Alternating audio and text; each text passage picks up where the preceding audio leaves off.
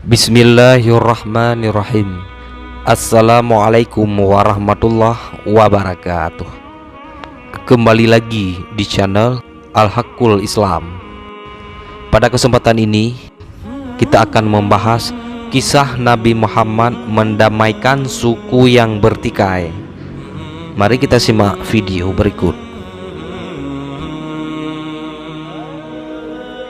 Tak ada manusia yang mendapat pujian agung dari Allah Ta'ala kecuali Al-Mustafa Nabi Muhammad Sallallahu Alaihi Wasallam. Beliau dipuji Allah dengan kalimat yang diabadikan dalam surat Al-Qalam ayat 4, yang artinya, dan sesungguhnya engkau wahai Muhammad benar-benar berbudi pekerti yang agung.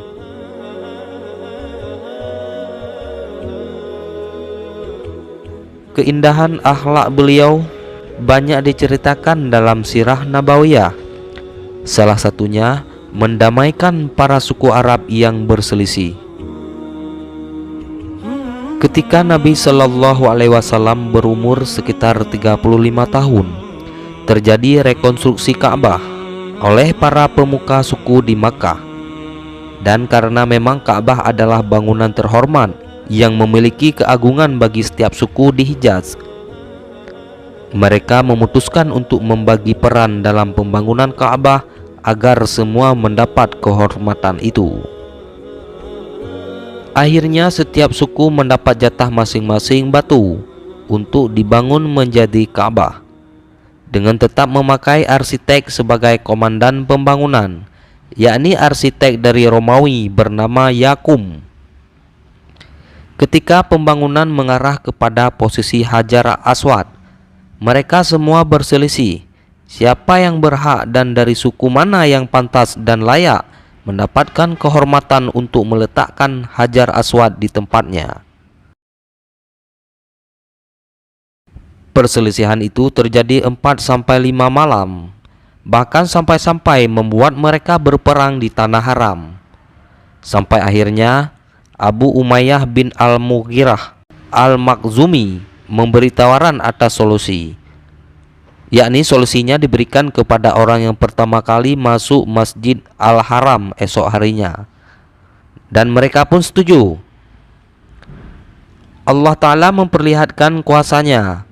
Dia yang menghendaki Muhammad Sallallahu Alaihi Wasallam masuk pertama kali ke Masjid Al-Haram keesokan harinya.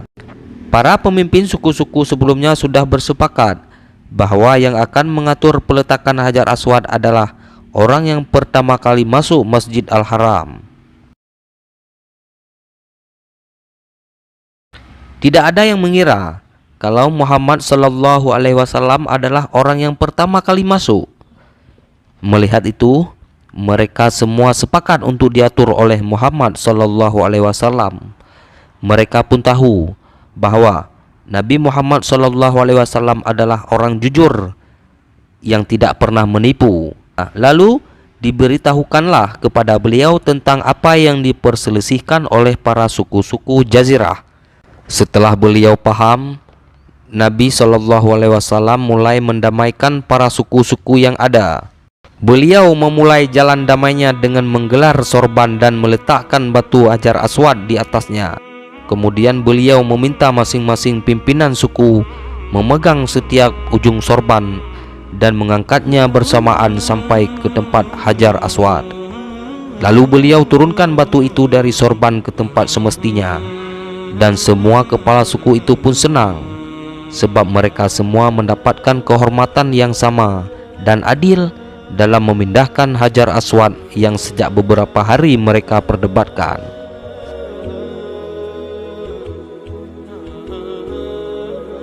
Inilah yang dilakukan beliau sebelum diangkat menjadi Rasul.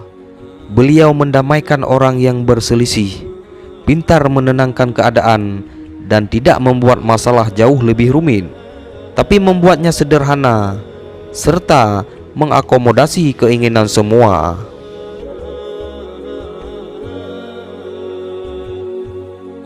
Nabi Muhammad Sallallahu Alaihi Wasallam memiliki kepribadian indah yang selalu mengayomi dan tidak mau menang sendiri.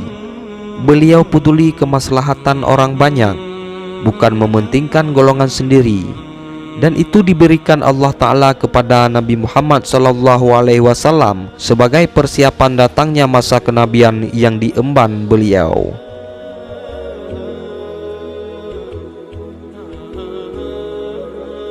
Allahumma salli ala Sayyidina Muhammadin wa ala ali Sayyidina Muhammad.